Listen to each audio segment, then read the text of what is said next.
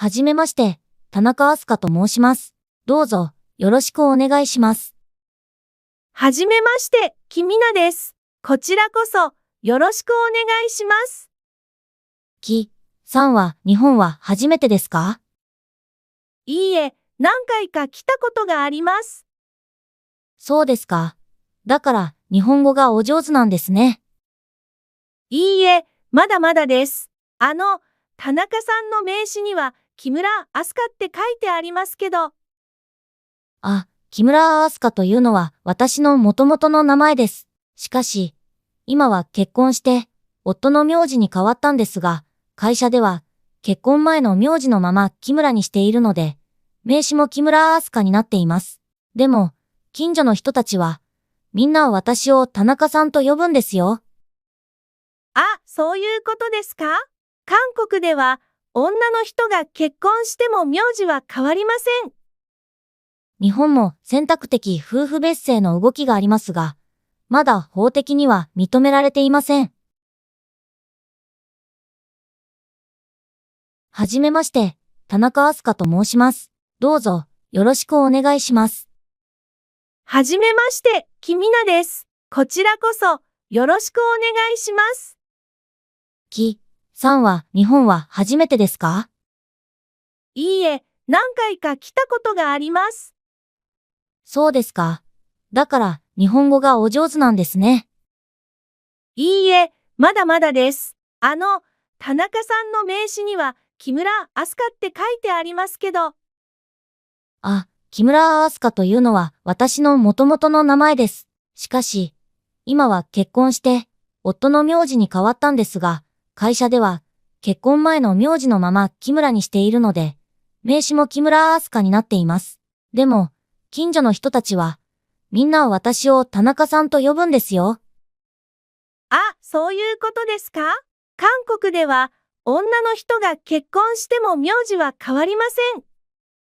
日本も選択的夫婦別姓の動きがありますが、まだ法的には認められていません。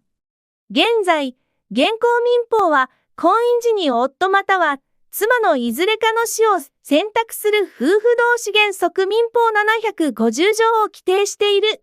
これにより、夫婦同士は、届け出の際には、必須の形式的要件となり、民法750条、戸籍法74条1項、また婚姻期間中は、公文書において夫婦が異なる種となることはない効果となる。なお、これらの規定は、夫婦ともに日本国籍を有する場合に適用される。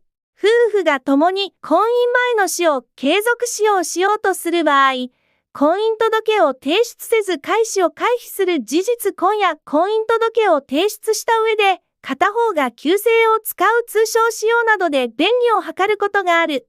ただし、前者は民法739条による婚姻関係と扱いが同一というわけではなく、後者は通称の子宮姓と公文書が異なる。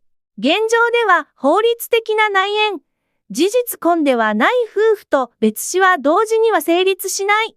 婚姻時の開始に不都合を訴える人が実在するため、夫婦同士の原則の緩和を求める声がある。そこで、選択的夫婦別氏制度の導入など、民法750条の改正が提案されている。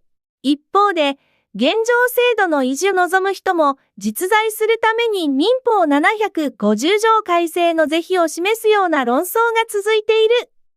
안녕하세요. 고급 일본어 회화 자료를 만들어 봤습니다. 제가 만든 영상으로 고급 일본어 회화 공부하는 법 4단계를 소개하겠습니다. 우선은 들어보세요. 자막도 있어요. 처음에는 자막이 있는 영상을 보며 내용을 익혀보세요. 억양 발음 자연스러운 표현을 귀에 익히는 것이 중요합니다. 둘이서 대화하는 장면을 들으며 따라해보세요. 이번에는 자막이 없는 상태로 들어보세요. 두 사람이 대화하는 장면을 선택해서 멈췄다가 따라 말하는 연습을 해보세요. 자동 자막을 참고하면 이해에 도움이 됩니다. 더보기에 있는 한글 파일로 문법 공부를 하세요. 팟캐스트 청취, 영상 설명란의 한글 해설 파일을 통해 문법 표현을 정확히 이해하세요. 팟캐스트로 반복 청취하면 더욱 효과적입니다. 질문에 답해보세요. 영상 속 등장인물이나 상황에 대해 스스로 일본어로 답해보는 훈련을 해보세요. 가능하면 일본어로 말하거나 써보는 연습도 추천합니다. 또 다른 AI 기능으로 다양하게 공부해 보세요. 자, 그러면 여러분들 오늘 배운 표현을 한번 제가 질문할 테니까 대답을 해 보도록 하겠습니다. 자, 1、田中飛鳥さんの結婚前の名前は何でしたか？そうでしたね。김우라 아스카です. 다나카 상은 원래 김우라 아스카였죠. 결혼 후에 남편의 성을 따라서 다나카 아스카 상으로 되었다고 본문 중에서 얘기를 했습니다. 자, 다음입니다. 김상와 일본어 하지메테ですか? 김상은 일본이 처음일까요? 이에 난카이까 기대이마스. 몇 번인가 왔다고 얘기를 했었죠. 자, 다음입니다. 다나카 아스카상의 단나상의 묘지와 난데스까? 다나카 아스카상의 남편의 이름은 무엇일까요? 하이, 다나카です. 자, 일본에서는 부부 같은 동시제가 지금 실시되고 있기 때문에 남편의 성을 따라서 다나카 아스카로 성이 바뀌었다고 합니다. 4번, 会社では田中飛鳥さんは何と呼ばれていますか? 회사에서는 다나카 아스카상은 뭐라고 불리고 있나요? 결혼前の 名字である 기무라 아스카도 呼ばれています. 결혼 전 성인 기무라 아스카로 불려지고 있습니다. 이 이유는 뭐라고 했죠?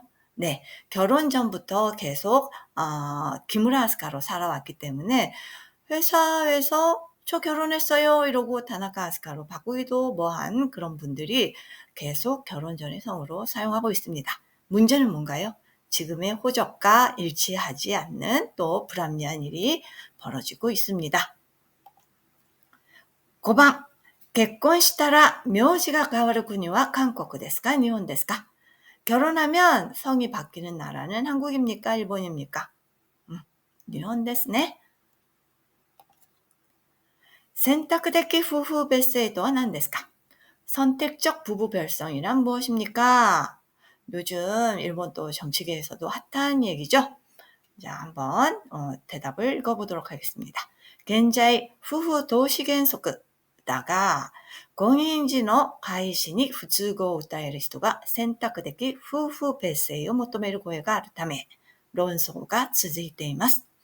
현재 부부 동시 원칙이지만 혼인 시 성을 바꾸는 불합리함을 호소하는 사람이 선택적 부부 별성을 구하는 목소리가 있기 때문에 지금 논쟁이 계속되고 있다라고 되어 있습니다. 여러분들 앞으로 반복해서 계속 들어보시고 팟캐스트 때도 한번 들어보면서 문법적 설명 들어보도록 하겠습니다. 오늘은 여기까지 하겠습니다. 안녕히 계세요.